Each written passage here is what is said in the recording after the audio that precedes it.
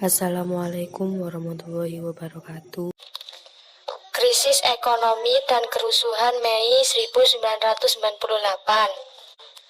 Indonesia dihantam badai krisis ekonomi dan politik yang tidak biasa pada Mei 1998 silam. Demonstrasi mahasiswa, kerusuhan, hingga penjarahan di sejumlah daerah, khususnya DKI Jakarta terjadi hingga berujung pada keruntuhan rezim otoritarian Soeharto yang bercokol kurang lebih 32 tahun.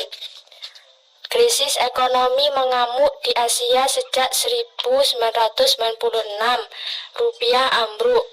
Pada Maret 1997, nilai mata uang rupiah menukik tajam dari 2.600 menjadi 16.000 per dolar Amerika Serikat.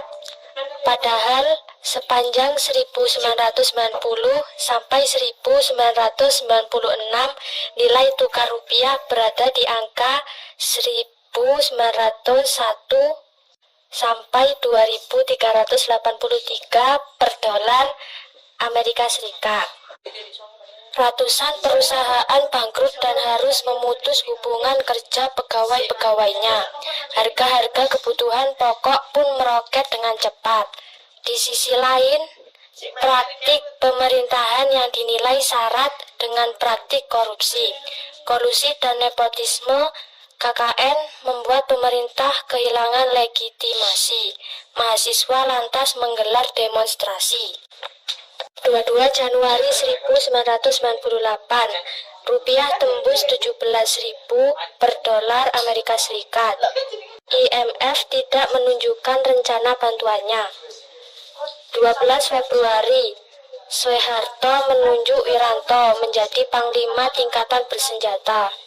5 Maret, 20 mahasiswa Universitas Indonesia mendatangi gedung DPR atau MPR untuk mencetuskan penolakan terhadap pidato pertanggungjawaban Presiden yang disampaikan pada sidang umum MPR dan menyerahkan program reformasi nasional. Mereka diterima fraksi ABRI. 10 Maret, Soeharto terpilih kembali untuk saat posisi 5 tahun yang ke-7 kali dengan menggandeng B.J. Habibie sebagai wakil presiden.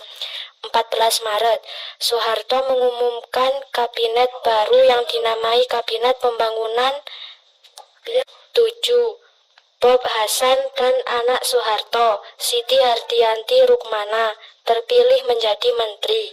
11 April, Soeharto berkeinginan mahasiswa mengakhiri protes dan kembali ke kampus, sebab sepanjang bulan ini mahasiswa dan bermacam perguruan tinggi swasta dan negeri melakukan berunjuk rasa menurut dilakukannya reformasi politik. 18 April, Menteri Pertahanan dan Keamanan atau Panglima ABRI Jenderal Purn Wiranto dan 14 Menteri Kabinet Pembangunan 7 mengadakan diskusi dengan mahasiswa di Pekanraya, Jakarta, namun cukup jumlah perwakilan mahasiswa dari bermacam perguruan tinggi yang menolak diskusi tersebut. 1 Mei, Soeharto menempuh Menteri Dalam Negeri Hartono dan Menteri Penerangan Alwi Dahlan mengatakan bahwa reformasi baru bisa dimulai tahun 2003. 2 Mei, pernyataan itu diralat yang akan belakang sekali dinyatakan bahwa Soeharto mengatakan reformasi bisa dilakukan sejak sekarang 1998. Mahasiswa di Medan, Bandung, dan Yogyakarta menyambut kenaikan harga bahan bakar minyak dengan demonstrasi besar-besaran. Demonstrasi disikapi dengan dalam aparat. Di kampus terjadi bentrokan. 4 Mei, harga BBM melonjak tajam sampai 71%, disusul 3 hari kerusuhan di Medan dengan korban sedikitnya 6 meninggal. 7 Mei, kejadian Ciamis, bentrokan selang mahasiswa dan aparat keamanan terjadi di kampus Fakultas Teknik Universitas Jayabaya Cimanggis yang mengakibatkan sedikitnya 52 mahasiswa dibawa ke RS Tugu Ibu Ciamis. 2 di selangnya terkena tembakan di leher dan lengan kanan, sedangkan sisanya cedera. Akhir suatu peristiwa pentungan rata dan mengalami iritasi mata. Akhir suatu peristiwa gas cairan mata. Demonstrasi mahasiswa mengkritik kewenang-wenangan rezim Orde Baru sebenarnya sudah terjadi beberapa tahun sebelum 1998.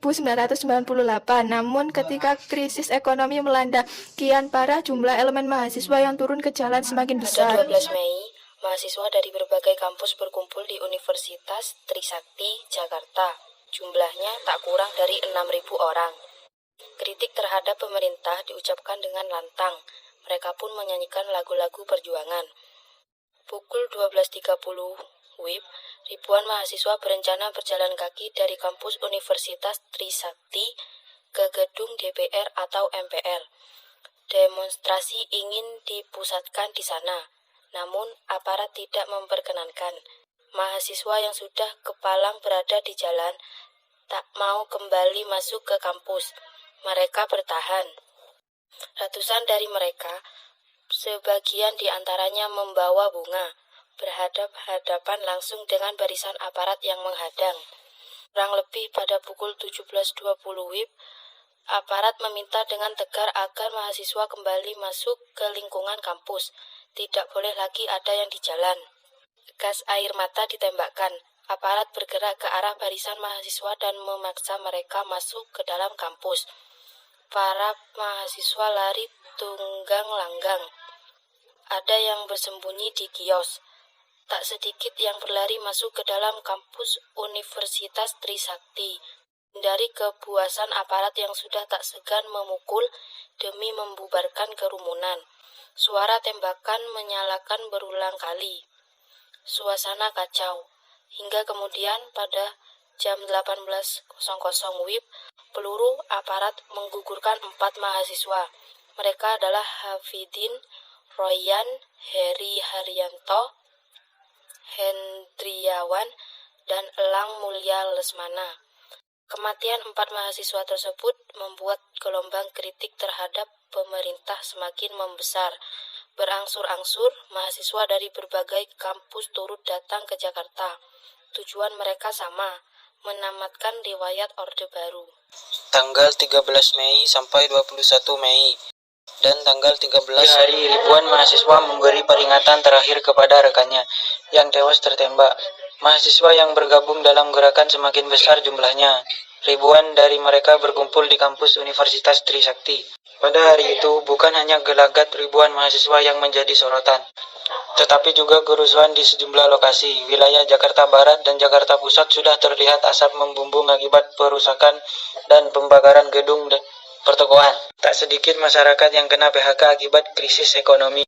Kebutuhan pokok pun sulit diperoleh.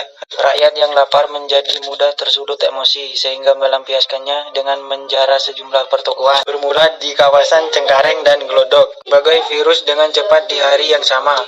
Hampir seluruh pertokoan di Jakarta Pusat dan Jakarta Barat dijarah dan dibakar oleh massa. Pada malam hari api masih terlihat menyala di sejumlah gedung pertokoan. Petugas kepolisian yang berusaha menghentikan penjarahan tidak berdaya menghadapi massa yang galak. Pos polisi di sejumlah titik dibakar. 14 Mei. Kawasan pertokoan Mangga 2 menjadi korban selanjutnya. Massa sudah mengerubungi kawasan tersebut demi mendapatkan barang-barang yang berharga sejak pagi. Dari Mangga 2, masa lalu menyerbu wilayah Jakarta Tua. Di wilayah Jakarta Selatan mulai meletup kerusuhan, tepatnya di daerah Pasar Minggu. Titik kerusuhan lalu menyebar ke daerah Kebayoran Baru, Kebayoran Lama, dan Cipete dengan sangat cepat. Di Jakarta Timur pun kerusuhan sudah terjadi. Penjarahan dan pertokoan menjadikannya pemandangan lazim di sana. Paling parah terjadi di Yogyakarta Plaza Grender, Jakarta Timur, di mana 488 orang mati dalam kerusuhan. Penjarahan terus terjadi hingga 15 Mei.